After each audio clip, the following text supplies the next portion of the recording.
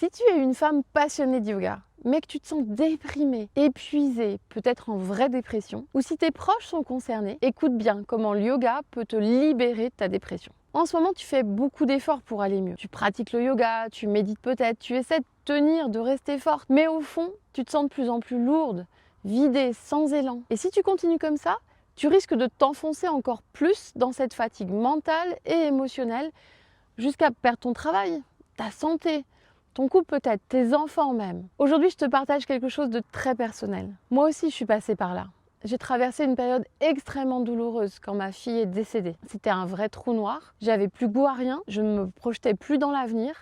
Gaël, mon mari, ne me reconnaissait même plus. Et puis petit à petit, j'ai commencé à comprendre les mécanismes profonds de la dépression. Et c'est ce que je vais t'expliquer dans quelques instants. J'ai recommencé à travailler avec le souffle, à libérer l'énergie, à remettre du mouvement là où tout s'était figé. Et mon état intérieur a commencé à changer.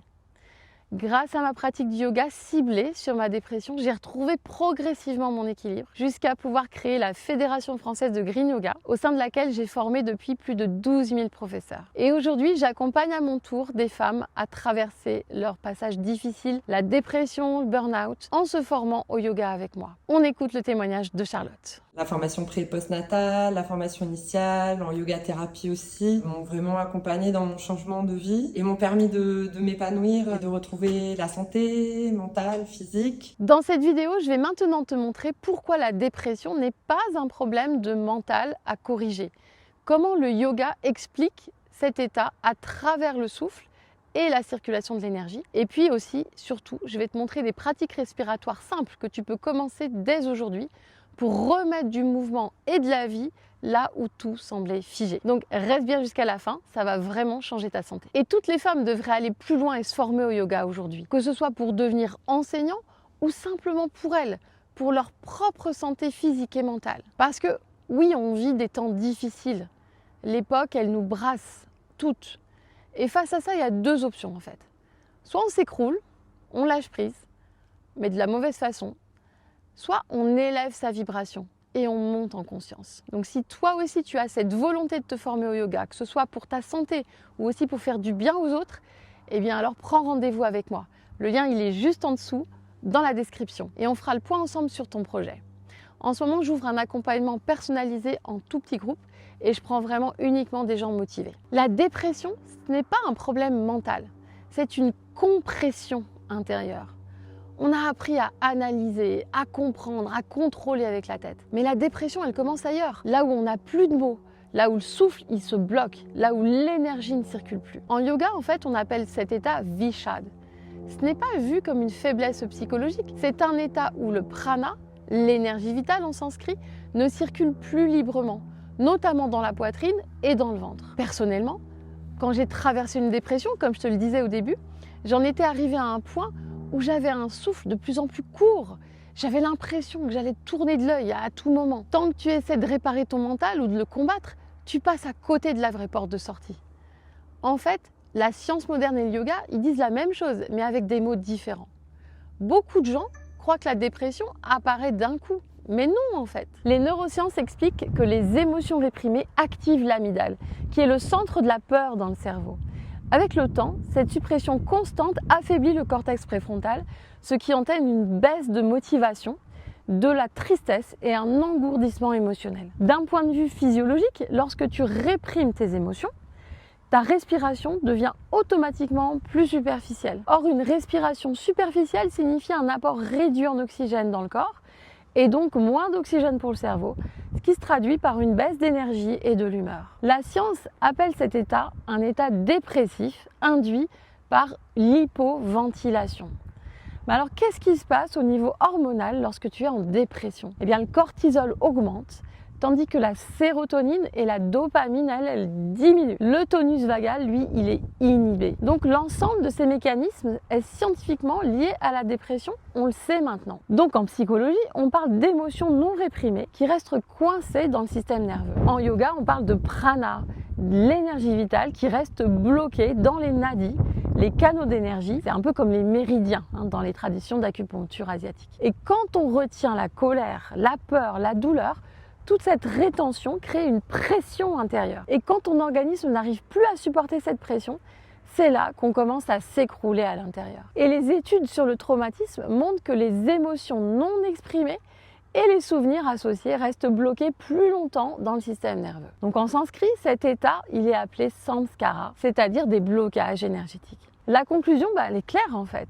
La science et le yoga, ça parle des mêmes phénomènes, mais dans deux langages différents et avec deux niveaux d'approche. Lorsqu'on comprend cela, on réalise que par la voie du yoga et grâce à ces techniques, il est possible de traiter les problématiques auxquelles on se trouve confronté aujourd'hui, comme la déprime, la dépression, non pas seulement en surface, mais en profondeur, en nettoyant ces blessures à la racine. Ainsi, elles ne reviennent plus, car ces pratiques yogiques permettent de rester motivé, inspiré, ancré, de sorte que la dépression ne peut plus s'installer, ni même trouver un terrain pour apparaître. Donc en yoga, la dépression, ça porte un nom très précis, ça s'appelle Vishad en sanskrit. Elle survient lorsque le prana, l'énergie vitale, ne peut plus circuler, notamment au niveau de la poitrine et du ventre. C'est pour ça que je vois parfois certaines femmes en yoga, je pense à Delphine, une de mes étudiantes par exemple, qui réprimait énormément ses émotions.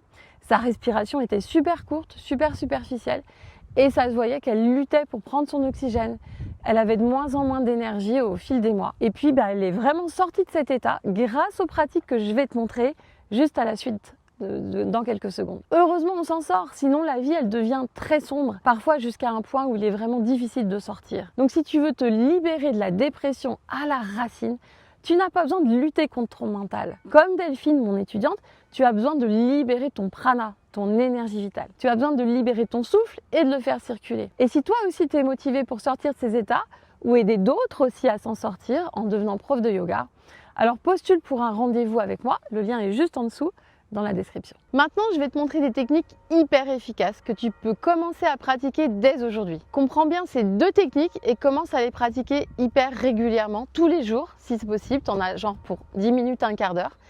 Parce que quand le souffle se libère dans la poitrine, le poids intérieur, il commence aussi à se dissoudre. La poitrine, c'est l'un des premiers endroits où les émotions se figent. Quand elle se ferme, le cœur se referme.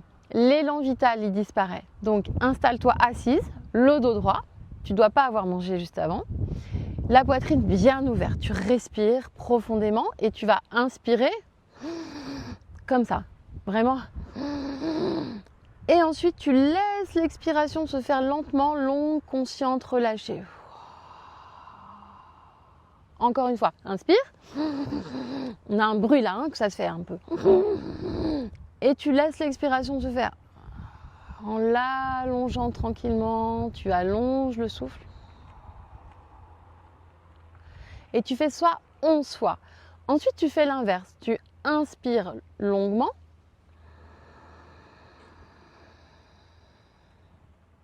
Et tu expires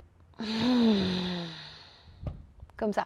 Mais attention, c'est pas un cap à la bâtisse, c'est pas tu entends? C'est pas ça, c'est pas c'est j'inspire longuement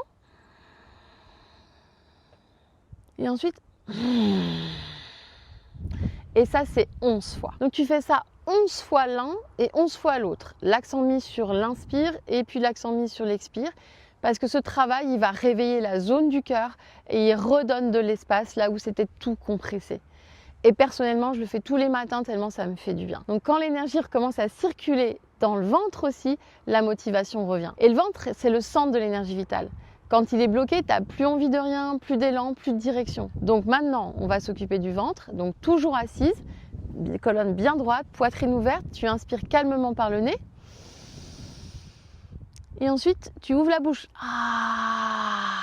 Et tu laisses le ventre rentrer doucement. C'est pas un Kabbalah-bati à nouveau, hein. C'est vraiment ça.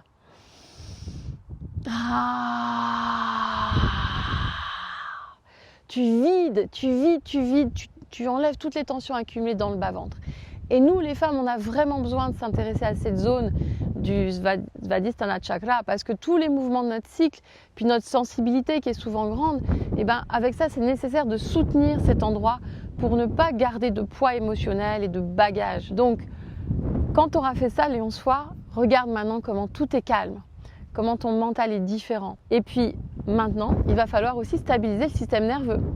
Parce qu'une fois que le souffle est plus libre, le système nerveux, lui, il a besoin d'être guidé. Maintenant, tu bloques la narine droite avec ton pouce et tu inspires par la narine gauche. Expire par la narine droite en bloquant la narine gauche. Et puis inspire par la droite. Et expire par la gauche. Et là, tu as un souffle lent, conscient, tranquille. Tu fais ça aussi 11 cycles. Ce pranayama, en sanskrit, il s'appelle Anuloma Viloma et il rééquilibre le système nerveux. Il installe vraiment notre terrain intérieur beaucoup plus stable. Et puis bien sûr, tu ajoutes à ces pranayamas toute ta pratique posturale de yoga. Et si tu veux pratiquer ces exercices de respiration, le pranayama le soir, tu fais que le dernier, Anuloma Viloma, d'une narine à l'autre. Ok ?